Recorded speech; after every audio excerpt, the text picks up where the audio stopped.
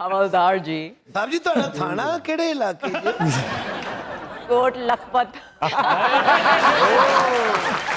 चलो जी, बह जाओ बस विच।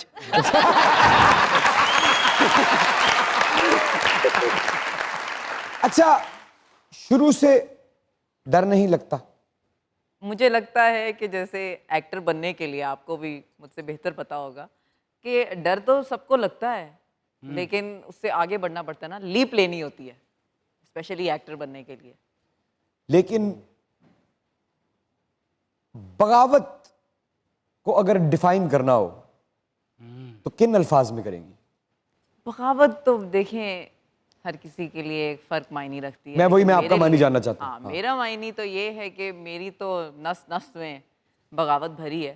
मुझे ऐसे लगता है जैसे हमें बताया जाता है कि ऐसे होना है। लड़कियों को तो बहुत ही ज़्यादा बताया जाता है ना, एक कन्वेंशनल हमें एक मोल्ड दिया जाता है जिसके अंदर वो कहते हैं कि इसमें फिट हो जाओ तो तुम ठीक रहोगी। लेकिन मेरा ये मानना है कि कुछ लोग होते हैं जो फिट नहीं हो सकते, जैसे कि मैं। हम थोड़े अलग होते हैं, मुख्तलिफ होते हैं। तो मेरा ख्याल है मेरा एग्जिस्ट करना ही बगावत से कम नहीं है।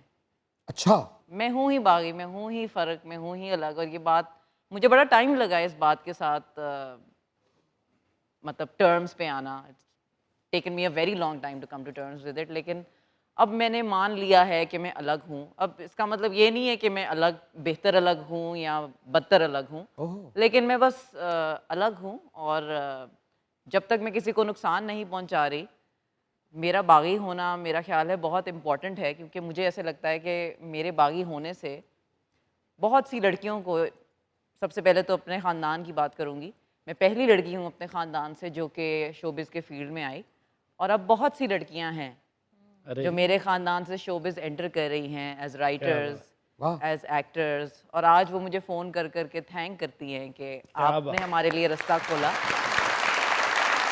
क्या बात। बगावत का पहला कदम याद है? बिल्कुल याद है। क्या था?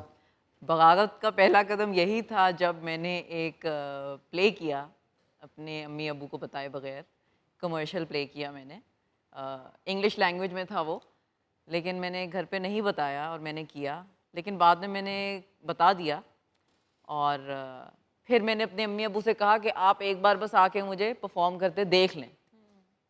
फिर वो आए मुझे परफॉर्म करने देखने और उन्होंने कहा कि हाँ ठीक है।